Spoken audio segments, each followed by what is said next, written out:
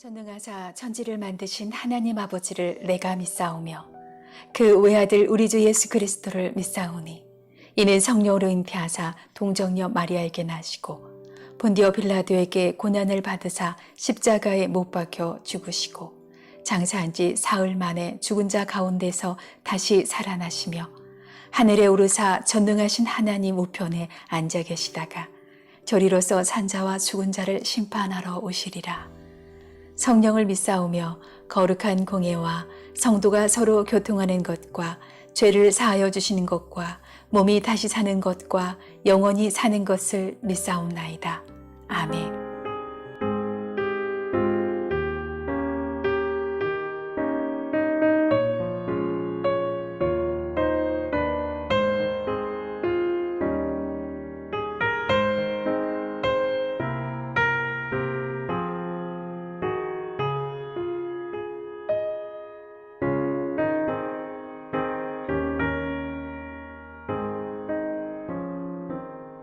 저 장미 꽃 위에 있음 아직 맺혀 있는 그때에 귀에 흐르는 소리 들리니 주 음성 분명하다. 주님 나와 동행을 하면서 나를 친구 삼으셨네. 우리 서로 받은 그 기쁨은 알 사람이 없도다. 그 정한 주의 음성 우는 새도 잠잠케 한다. 내게 들리던 주의 음성이 늘 위에 쟁쟁하다. 주님 나와 동행을 하면서 나를 친구 삼으셨네. 우리 서로 받은 그 기쁨은 알 사람이 없도다.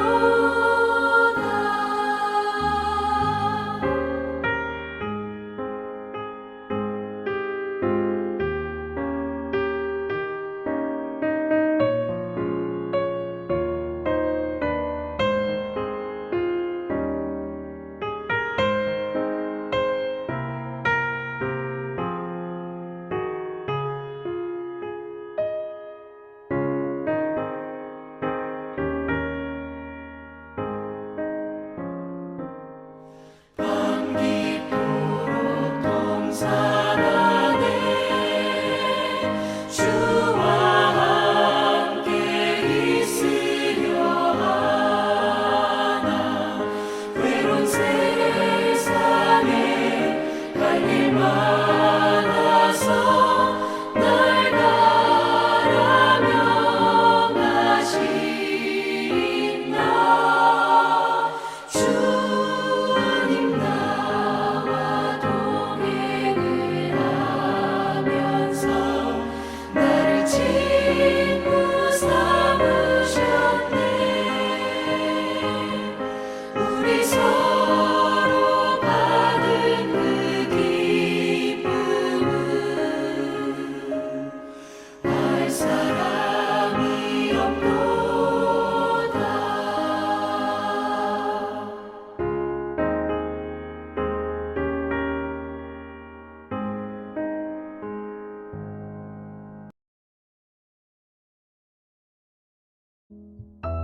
다음은 아브라함의 아들 이삭의 족보이다. 아브라함이 이삭을 낳았고 이삭은 40살 때에 리브가와 결혼하였다. 리브가는 바단 아람의 아람 사람인 부두엘의 딸이며 아람 사람인 라반의 누이이다. 이삭은 자기 아내가 임신하지 못하므로 아내가 아이를 가지게 해달라고 주님께 기도하였다. 주님께서 이삭의 기도를 들어주시니 그의 아내 리브가가 임신하게 되었다. 그런데 리브가는 쌍둥이를 배웠는데 그 둘이 태안에서 서로 싸웠다. 그래서 리브가는 이렇게 괴로워서야 내가 어떻게 견디겠는가 하면서 이 일을 알아보려고 주님께로 나아갔다. 주님께서 그에게 대답하셨다. 두 민족이 너의 태안에 들어있다. 너의 태안에서 두 백성이 나뉠 것이다. 한 백성이 다른 백성보다 강할 것이다. 형이 동생을 섬길 것이다. 달이 차서 몸을 풀 때가 되었다. 태안에는 쌍둥이가 들어있었다. 먼저 나온 아이는 살결이 붉은 데다가 온몸이 털투성이어서 이름을 에서라고 하였다. 이어서 동생이 나오는데 그의 손이 에서의 발 뒤꿈치를 잡고 있어서 이름을 야곱이라고 하였다. 리브가가 이 쌍둥이를 낳았을 때에 이삭의 나이는 60살이었다. 시작과 기원의 책 창세기. 이삭과 리브가가 결혼을 했고 본문 21절에 이삭은 자기 아내가 임신하지 못하므로 아내가 아이를 가지게 해달라고 주님께 기도하였다. 주님께서 이삭의 기도를 들어주시니 그의 아내 리브가가 임신하게 되었다. 자, 이삭의 아내가 임신하지 못하는 불임을 겪었습니다. 아브라함의 아내 사라도 불임을 겪었지요. 자, 이들이 겪는 불임은 임신을 원하는데 아이를 갖지 못하는 그런 부부가 겪는 역경, 고난, 그 이상의 의미를 담고 있는데요. 자, 족장의 아내들이 겪는 불임은 부부의 고통을 넘어서 하나님의 언약의 장애물, 믿음의 장애물입니다. 하나님께서 아브라함과 이삭과 야곱에게 땅과 후손을 약속하셨습니다. 큰 민족을 이루겠다고 약속하셨는데 이 족장의 아내들이 다 불임을 겪는 거죠. 이것은 믿음의 장애물입니다. 자, 먼저 우리가 기억해야 할 사실은 반복해서 우리가 확인해 보고 있지만 하나님의 약속에는 반드시 그 약속의 성취를 방해하는 믿음의 장애물이 존재한다. 아브라함도 이삭도 야곱도 다 믿음의 장애물을 만났습니다. 하나님이 주시는 꿈과 비전, 하나님의 약속에는 언제나 믿음의 장애물이 존재한다.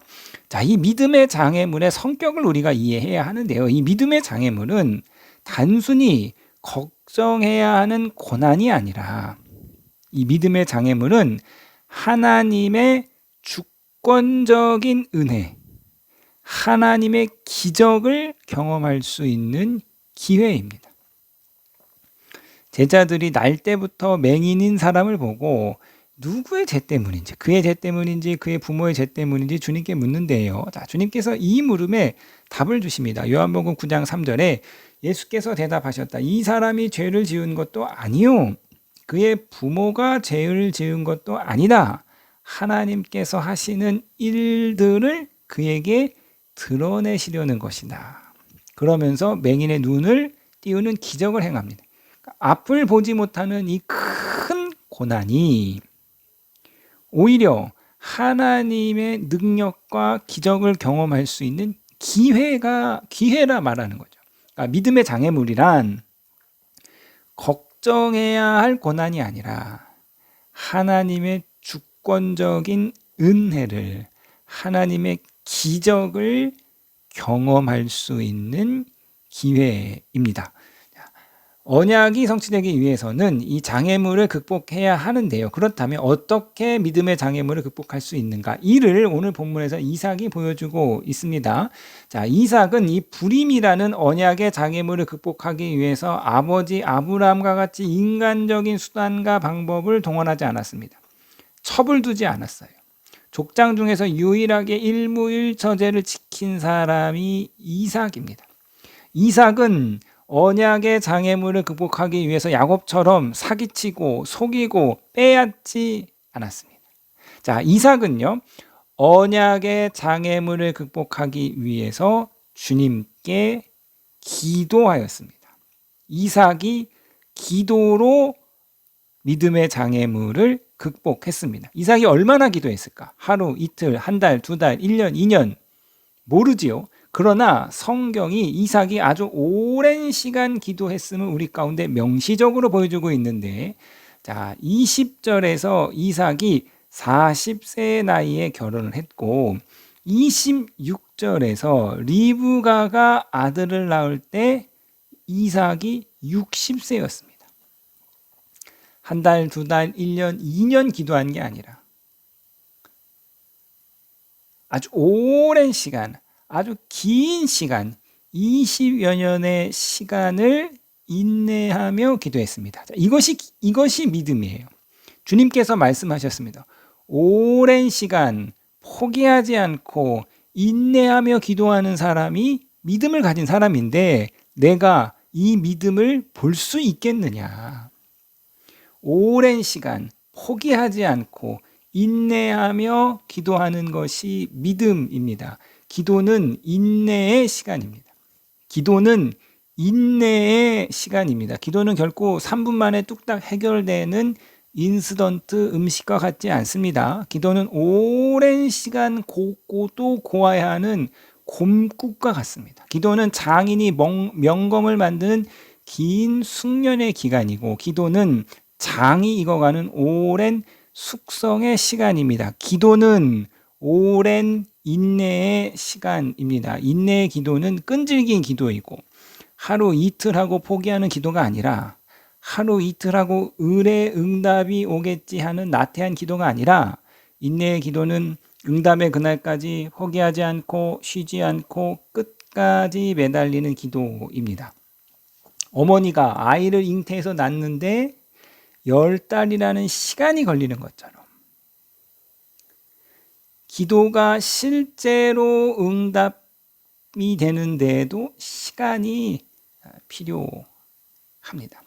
이 원리를 되새기면서 기도가 실제로 잉태될 때까지 계속해서 기도하고 이미 받은 줄로 믿고 감사하고 입술로 시인하면 마침내 하나님의 때에 그때의 응답의 선물이 주어집니다. 예수원을 설립한 고 대천덕 신부는 사람들을 만날 때마다 이렇게 말했습니다. 기도가 차야 합니다. 눈물이 차야 합니다. 사랑이 차야 합니다. 그러면 하나님께서 이 민족에게 평화와 통일을 선물로 주실 것입니다. 기도가 차면 하늘에서 응답이 내려옵니다. 물이 80도가 아니라 90도가 아니라 99도가 아니라 100도를 채워야 끓어오르듯이 우리의 기도가 그 분량을 채우면 우리의 기도가 차면 때가 이르면 하늘에서 응답이 내려옵니다. 비록 당장 응답이 없다 할지라도 우리의 기도는 땅에 떨어지는 것이 아니라 사라지는 것이 아니라 우리의 기도는 쌓이는 것입니다. 통장의 잔고가 쌓이듯이 우리의 기도는 하나 빠짐없이 하나님의 보좌 앞에 쌓입니다. 사랑하는 성도님 여러분, 땅에 떨어지는 기도는 없습니다. 헛된 기도는 없습니다. 그러므로 오늘 이삭과 같이 오랜 시간 인내함으로 기도하여서 마침내 응답의 열매를 거두시는 응답의 아름다운 축복을 누리시는 저와 여러분이 되시기를 주님의 이름으로 부탁드리겠습니다.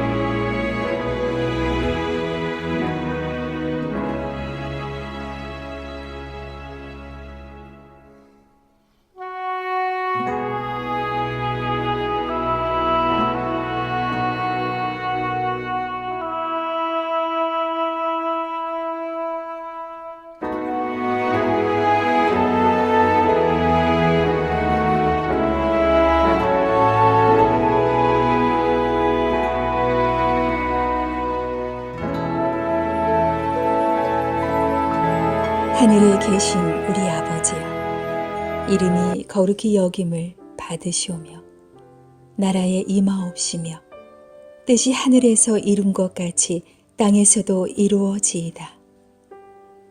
오늘날 우리에게 일용할 양식을 주옵시고 우리가 우리에게 죄 지은 자를 사하여 준 것 같이 우리 죄를 사하여 주옵시고 우리를 시험에 들게 하지 마옵시고 다만 악에서 구하옵소서. 대개 나라와 권세와 영광이 아버지께 영원히 있사옵나이다. 아멘.